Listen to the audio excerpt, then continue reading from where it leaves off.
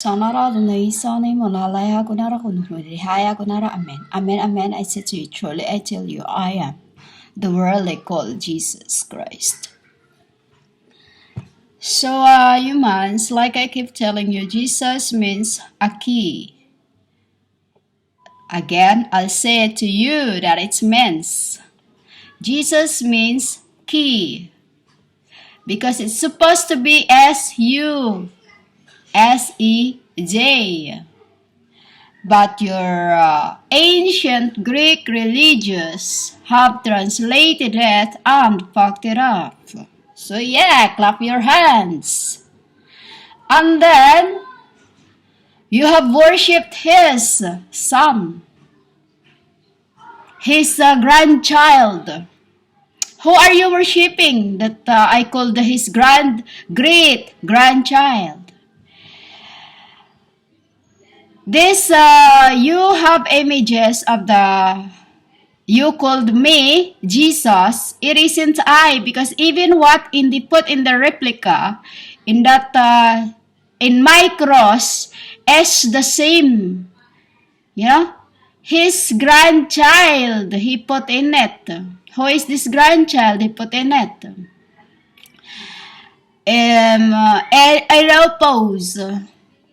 Eropos, or we'd say, Eropos, the second of Macedon. That is his son, Alexander the First, which is he was born in, his reigning time was 400 to 450 BC. Because he died on 453 BC. I don't like speaking names of you called numbers because it is the angels. It is our numbers. It is our numbers. You called NEMES. Names. You call it names. I call it names. Names means spiritual terrestrial, a body. With ES is spirit. Because ES means spirit. So, this is the man you had been worshipping. You see in the thumbnail, that is Archelaus picture, which is, he is what you call he is Eropos. And Jehovah, he is Eropos. And other pictures that they are using is Archelaus, the grandchildren of first Alexander of Macedonians. Perdica, Alcetas, Alexander had 5 sons, so you call daughters. Alcetas the second then was the future, this is the enemies. Humans that have built the church of ancient Greek. Of ancient Greek. Because since after Peter, he cornered Peter into doing these things. Yeah? We found this out last night because I was working in hell, and then I had a book there. I had checking everything because I was looking for this. Dilahara, excuse me. Adunay. For Alexander the First, I was looking for his. But this man is in lower part of Eteria. When you say lower part of Eteria, he was forsaken. Why, women? Why he is forsaken? Because just think about that. You have worshipped his grandchildren, which is Eropos and Archelaus. His we call great grandchilds. Eropos. Equal great grandchilds, Eropos and Archelaus. That they have in their images that they are using. That is this.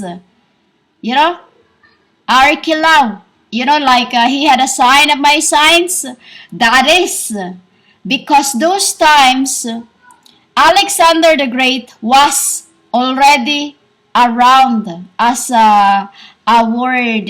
He had a long life, and he had to learn all those things from Mary. And through Mary, I call Alexander the first she because he is she inside. Satan's war spiritually in realms and the terrestrial spirits. You see, terrestrials is this flesh, blood, and body. Inside you is also another meaning of what you call the realm. That is why Mary Jezebel Baal was encanted for her not to transgress any more body. But her body or her her body from before that time of what you call JSUS has already seeds has already seeds, because like I told you in the time in Sodoma, she's the whore. Why it was punished? That woman you worship in your rosary is the woman Mary Jezebel Baal, which is in Sodoma. She was the whore in there that they shag even in the middle of in the table outside of that house, anywhere they can just sit about, and then she can. That is why I said to you, humans, you cannot and shall not judge the flesh of what you only hear, because spiritually this is a war between spirit and realms. Spirit and realms. When you see realms, women, realms is a flesh, is a body, immortal, which immortal humans, even they are in the abode, they can only transcend one that they might. They can transcend one when they might. Why I incarnate women? Because as a receiver of the prayer that I see I don't have to look around. At the time of my you call JSUS, when they brought me Aunt Magdala, I was writing into the ground. Why I was writing it into the ground? Because I don't have to look in each and every one of you. I can feel through the vibrations of who you are.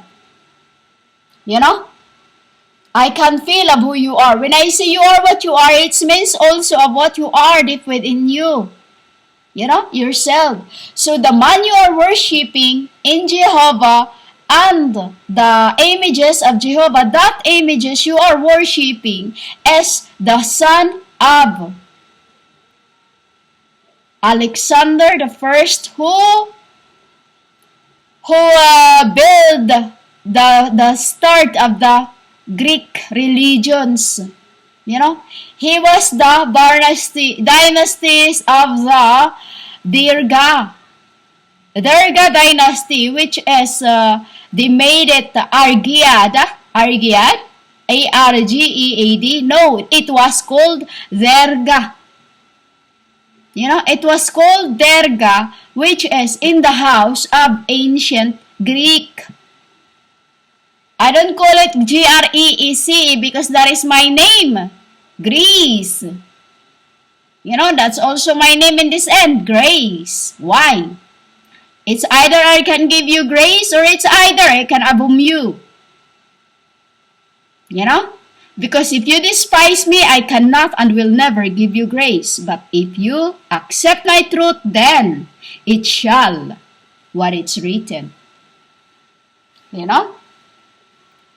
Because humans, I ain't here to play your games of what you call Bride of Christ, because Bride of Christ means death of the Messiah. You know? The death of the Messiah when they have murdered me in that fucking cross. And then all you've been doing is worship my death, which is in that man you worship in Catholic or that images you have as Macedonians. You know? Macedonians. Why I don't say this word Macedonians? Because I am no Macedon. You know, I am no Macedon. Why I said these are enemies of my papa. Why? Because we are the Greek ancient, yet you worship my enemy. The Pella in Macedonia. You know? And I shall tell you, if he is the same Alexander, you call Great, because this is the name that we are taking for Bartholomew the Great. Alexander the Great, which is, that name, the Great, is what we talk back, for it is the name from, it is the name of Chabauta. You know, Chabauta, which is Chabauta, who was also Bartholomew the Great. The Great. You know, we say the Great. Why? We don't pronounce the way you pronounce it, women, because it is a worse. It's either a sickness of HIV or HIV sickness or curse. Because my mouth does not go out empty. It is Dilahara, women. It is Dilahara. When I speak, it is Dilahara to the non-spirit or non-terrestrials in the body. You know? Why? There's so many questions of the humans. I ask why. They keep asking why. It's because humans, those who are with me in the beginning, have received the immortal life.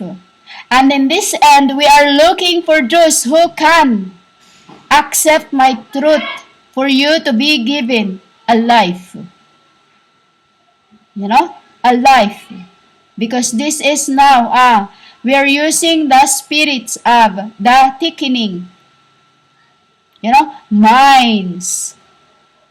You get that, women? So that I shall put in the thumbnail, that you see in the thumbnail is the sons of Alexander the Great you are worshipping. In the replica of my cross with a man in it is his woman.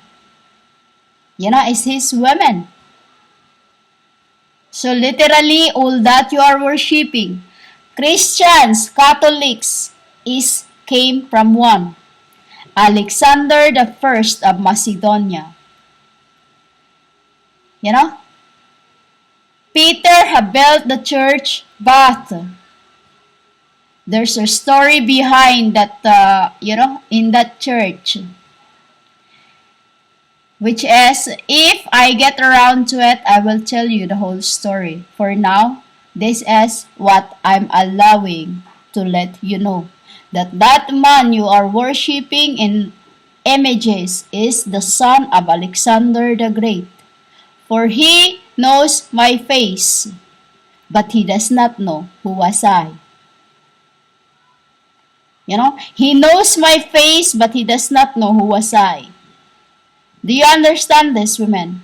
Meaning to say, women, those times about Jesus, there's drawing of me, which is he only see me through the drawing, and have not seen me literally and in the spirits.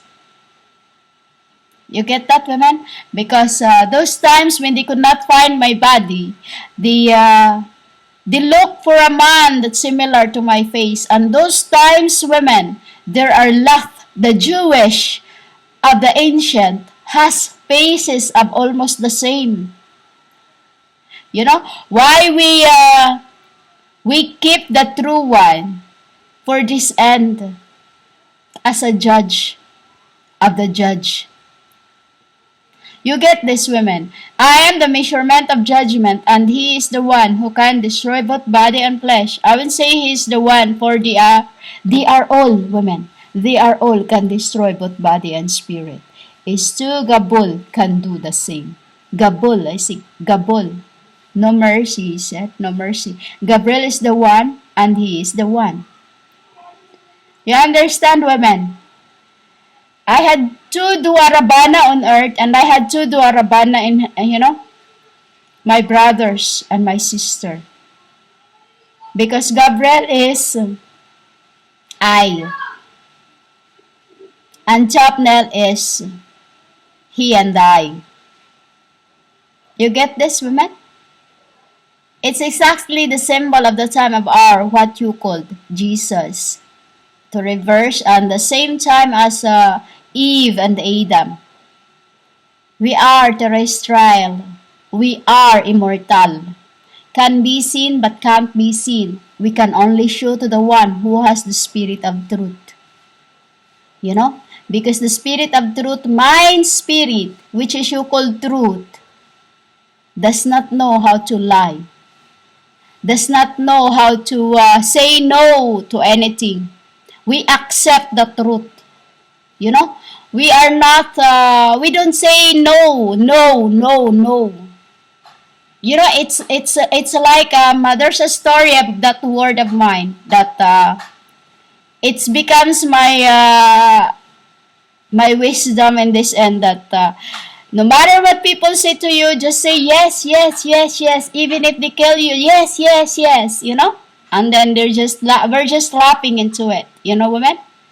Because we're not allowed, as a spirit of truth, it cannot say no. As I never say no to my father when he sent me somewhere. I always say, sure, Dad, that's okay. No problem.